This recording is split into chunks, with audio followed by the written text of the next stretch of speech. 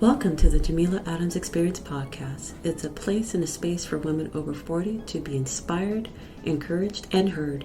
Your host, Jameela Adams, will talk about how life be lifing and how to find joy when overcoming challenges. You're invited to join the experience. Hi, everyone. Thank you for joining this week's podcast. I'm so glad that you're taking time out to listen to it. Last week, I talked about recovering from a career setback. So this week, I'm going to keep with the same theme in regards to the business entrepreneur space. But the one thing about this particular topic is it can be interpersonal and also it can be business related. As an entrepreneur, I had to overcome these challenges for myself with my business. Jameela Adams at your service, plug. And I just had to learn to navigate the negative headspace. So the topic is reasons to stop selling yourself short. And one of the things that causes us to miss opportunities is by devaluating, what we do. And we miss out on growth and advancement in our career, or in this instance, business, and also our personal life. So undervaluing yourself can be a significant obstacle in personal growth and success. When you constantly underestimate your abilities, you may miss out on opportunities that could lead to career advancement, or in this instance, a new client and or personal development. Recognizing and appreciating your strengths and accomplishments is essential to build confidence and self-esteem. Remember, confidence. Confidence is a crucial ingredient in achieving success. Now, your version of success and my version of success are two different things, but whatever makes you feel accomplished and successful, that's what you want to achieve. So when you undervalue yourself, you may need more confidence to take on new challenges and pursue your goals. This is particularly detrimental in your career, or in this instance, a business owner, where opportunities for advancement or clients are often requiring us to be willing to take a risk and step out of our comfort zone. By acknowledging your strengths and accomplishments, you can build confidence and you can pursue other things, and take on new challenges. Recognize the skills and talents that you have are unique, because there's only one you, and you gotta be you all the time because there's no replacements, just you. So don't be afraid to showcase your skills, your talents, because you have them. Sometimes they have to be discovered. Sometimes you have to dig deep to find them, but they're there. And then there's some people that have them on the surface, but they were never encouraged or nurtured to build that talent. So you have to believe in yourself, and when you do that, others will too. Undervaluing yourself can prevent you from achieving your full potential. You have to recognize your strengths, appreciate your accomplishments, and then have the confidence in your abilities. With the right mindset, you can pursue new opportunities and achieve greater success in your personal and professional life. The other thing too about selling yourself short, it deals with self-esteem, low self-esteem at that. Continuously selling yourself short can lead to feelings of low self-esteem and can make it challenging for you to feel confident in your abilities. Remember, confidence. We need for you to be confident in yourself. And I had to learn this. And now every time I go out, I make sure that I have that feeling of achievement. I can go out there and do what I need to do to get a client, or just put myself out there, hence the podcast. But by selling yourself short, it's a common behavior that is detrimental to your self-esteem, and it takes a hit on your confidence.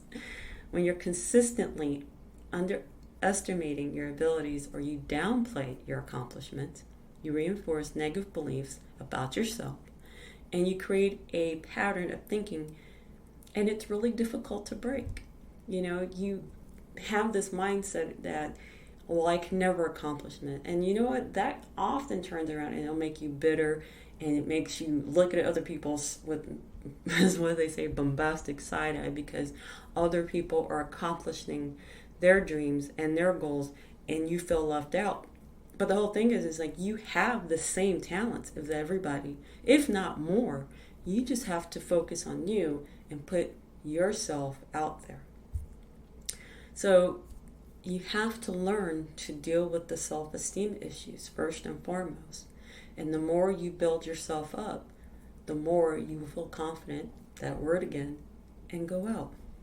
It is one of those things that you have to recognize your strengths and weaknesses. And give yourself credit, for your hard work. Celebrating even the smallest successes can help you, and it will reinforce the positive beliefs about yourself.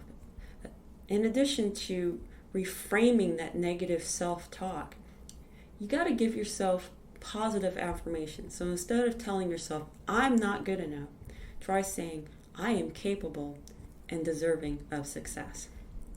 So remember, everyone has strengths and weaknesses, and it's okay to make mistakes because we all do. Nobody's perfect. And we all experience setbacks. That's a given. But these experiences can create opportunities for growth and learning, because you have to learn from your mistakes. By acknowledging your strengths and your accomplishments, you can move forward. And that's the whole goal, is to move forward and building on your esteem and your confidence. So the other thing too about selling yourself short, and the reason why you should stop, especially as an entrepreneur, freelancer, or even in your office, stop undercharging your services. Especially when you are running your own business or a freelancer. You have to stop undercharging, because it's going to impact your bottom line. It will affect your income. So it is uncommon, or I should say it's uncommon for freelancers or entrepreneurs to, let me rephrase that, I'm sorry. It is not uncommon for freelancers and entrepreneurs to undercharge for their services, particularly when starting out. I mean, I did that, and then once I started doing my task more and more efficiently, I started charging for what I knew or know than for the hours. So when people set, their price packaging, it's not because they're working an hourly rate or whatever. They're working because of their experience. You are paying for my experience, okay? So this practice can significantly impact your income in the long run if you don't stop undercharging.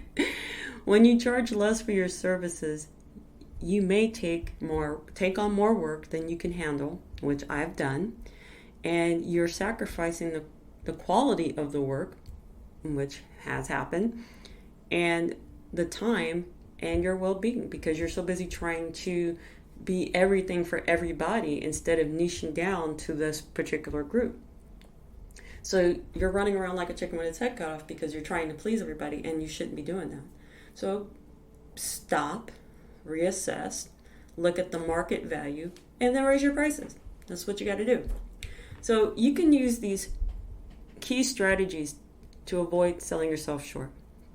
First is to research. I can't stress this enough.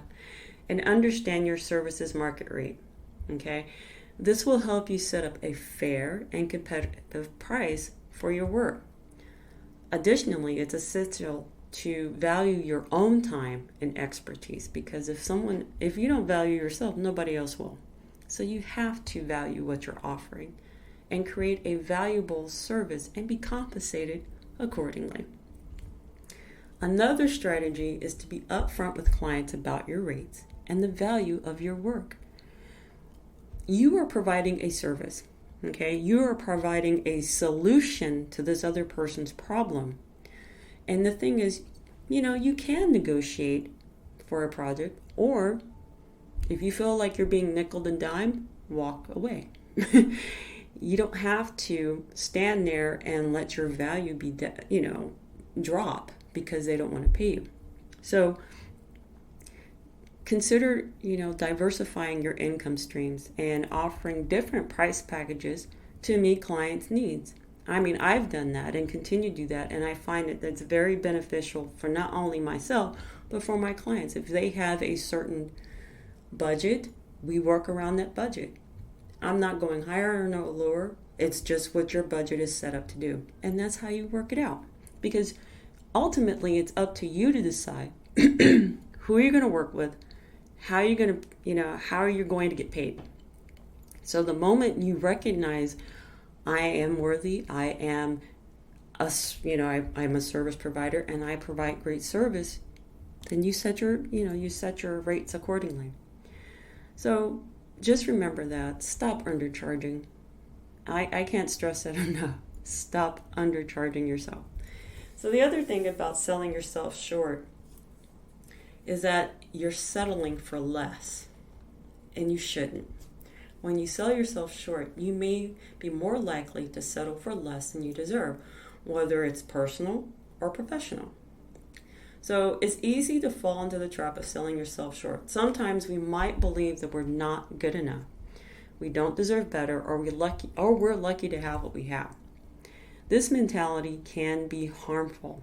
Yes, because you will end up screwing yourself out of money, and that's not what we're here for. We need money to keep the lights on, to keep the business going. So stop settling because you're affecting your bottom line.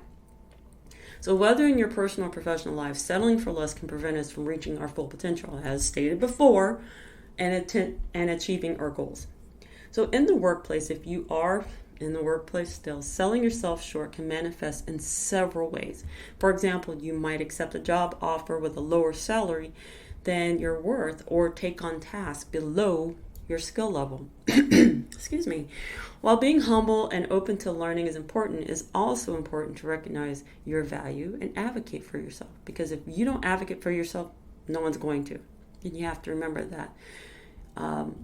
That analogy about the plane, and the turbulence, you got to put the mask on yourself in order to save somebody else. Think of it that way. You have to value yourself in order to help somebody else. So this right here can mean negotiating for a higher salary or asking for more challenging assignments to help you grow and develop your skills. Just don't go in there being mediocre. You go in there and be above, But it also means don't get caught up in the trap of being taken advantage of because you're willing to do more. Because that happens too, and that is, believe it or not, another way of selling yourself short, because you're allowing people to take advantage of you, and you don't want to do that. So, in personal relationships, selling yourself short might mean staying in a relationship that doesn't make you happy, or settling for a partner who doesn't treat you with respect or kindness. And sometimes your job can do the same thing too, not going to lie. Recognizing your worth and setting boundaries can reflect your values and needs. And it's essential. You have to value yourself in your personal life, personal space. This might mean ending a toxic relationship or seeking friendships and romantic partners that celebrate and support your growth and happiness, because you don't want any haters sitting in your corner. Trust, you don't want that. You want people to either be supportive of you or you're by yourself, because you don't want any negative folks and toxicity sitting around you, because there are people that will look at you and smile and clap for you, but as soon as you turn your back, they're wishing for your downfall. So don't do that. Don't settle for that type of relationship. So ultimately, selling yourself short can prevent you from living your best life and reaching your full potential. See, the whole thing is about this is reaching your full potential. You have to have the confidence and believing you're worth more than what people are giving you. So by recognizing that and advocating for yourself, you can create the life that aligns with your goals, your values, and aspirations. See, another thing about selling yourself short, and it all boils down to a lack of respect from others. If you constantly sell yourself short Others may view you as less competent, leading to a lack of respect from your colleagues, friends, and even your family members. They'll do you dirty too if you do not stand up for yourself.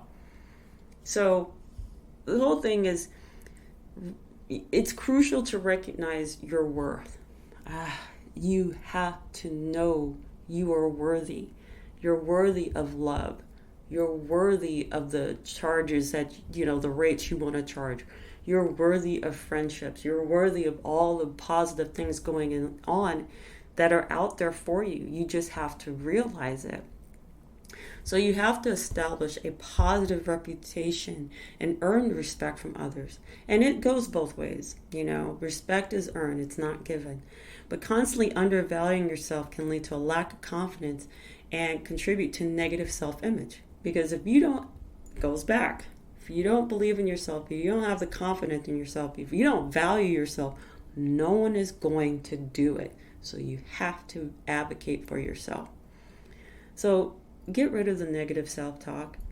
And this thing about the negative self-image, it appears to others. And the worst part about it, it allows for people to question you and your abilities. And they will look at you like, you don't need to be here. You don't deserve to be here. Either in the workplace or even in your personal life, or in my case, the entrepreneurial space. So recognizing your strengths and accomplishments can present yourself in a more positive light. Stand up for yourself. You show the numbers saying, I did this for this client had this happen, or in your home life, I love you, I've helped you, I need for you to respect me on that. I'm not saying you got to be a bully or anything like that, but you have to stand up for yourself. So in saying all this, it is important to recognize and appreciate your value and your contributions, because if not, no one else will. That's all there is to it. And I'm not saying that you got to be conceited, because that's a whole nother ball game. That's a whole nother case. But the whole point is don't sell yourself short. And if you need to talk to someone, I suggest get a counselor, seek therapy, and find out what is the root cause of you undervaluing yourself. And try to get that to the surface. Because once you get that to the surface, it will open up so many doors for you. It will be like a floodgate opening, because you will find that you are gifted, you are talented, and there's no one else like you. You are unique. So with that being said, I want you to be inspired.